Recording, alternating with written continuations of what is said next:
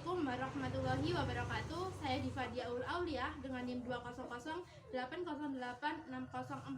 nomor absen 21, kelas PB2B. Program Studi Pendidikan Biologi Fakultas Sains dan Teknologi UIN Wali Songo Semarang.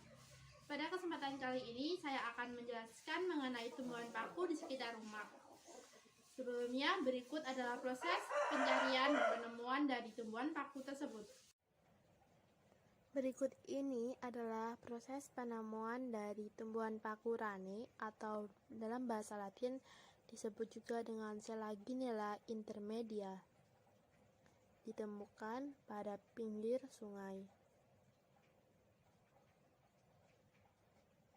Tumbuhan yang telah diambil dari habitatnya kemudian dimasukkan ke dalam kantong plastik. Selanjutnya, berikut ini adalah proses penemuan dari tumbuhan suplir atau dalam bahasa Latin disebut dengan Adiantum pilipens. Tumbuhan dimasukkan ke dalam kantong, kemudian untuk diamati. Kemudian, berikut ini adalah proses penemuan dari tumbuhan paku spesies ketiga yang biasa dalam bahasa Latin disebut Pteris vittata.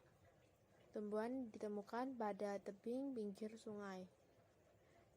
Hidup secara bergerombol. Tumbuhan yang telah diambil dari habitatnya kemudian dimasukkan ke dalam kantong plastik pula untuk dilakukan pengamatan setelahnya.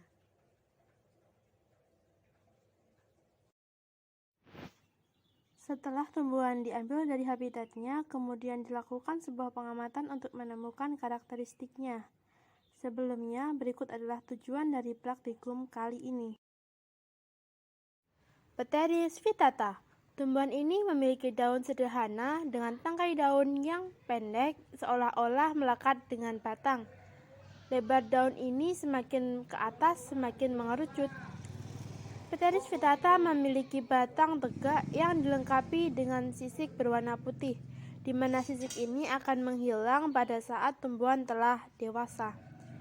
Warna dari batang Pteris vittata yakni berwarna hijau saat tumbuhan masih muda dan berwarna coklat saat tumbuhan telah dewasa. Pteris vittata memiliki daun muda menggulung yang disebut juga dengan circinet.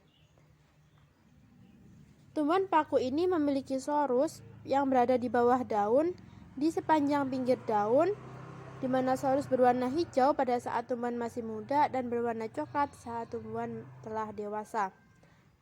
Akar dari Pteris vittata yakni serabut yang tidak bercabang atau monodial. Pteris vittata biasa ditemukan di sepanjang pinggiran jalan, di hampir semua substrat berkapur seperti batu tua, trotoar, dan celah bangunan. Spesies selanjutnya yakni Selaginella intermedia atau dalam nama lokal paku rane.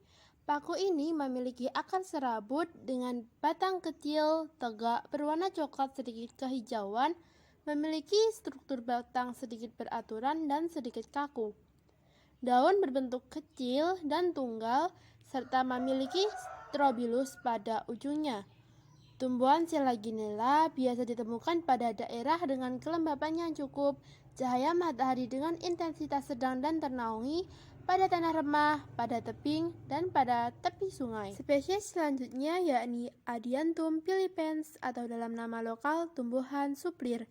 Tumbuhan ini biasa hidup di atas tanah dengan cara bergerombol.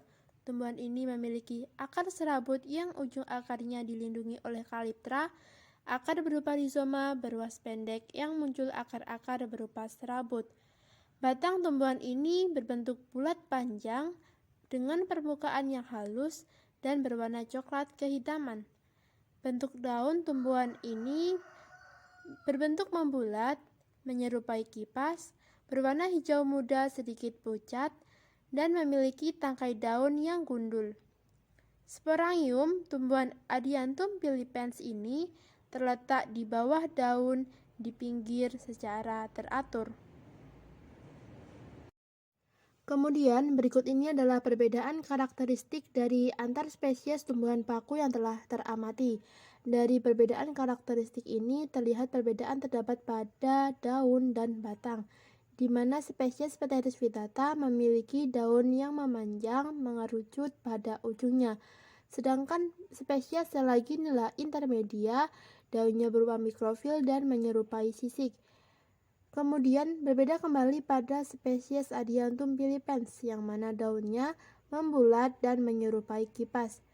Kemudian pada karakteristik batang, spesies Pteris vittata memiliki batang panjang, kaku, terjadi perubahan warna saat masih muda ke dewasa dan berbulu. Sedangkan spesies Selaginella intermedia memiliki batang tidak ada perubahan warna dari tumbuhan muda ke tumbuhan tua, dengan warna yakni hijau kecoklatan dan teksturnya yang sedikit kaku.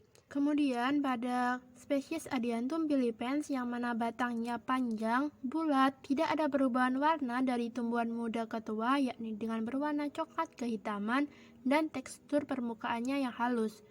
Pada karakteristik akar tidak terdapat perbedaan karena dari ketiga spesies tumbuhan paku ini sama-sama berupa berserabut. Sekian dari video penjelasan hasil praktikum pengamatan tumbuhan paku di sekitar rumah dari saya. Ada kurang lebihnya saya mohon maaf. Wassalamualaikum warahmatullahi wabarakatuh.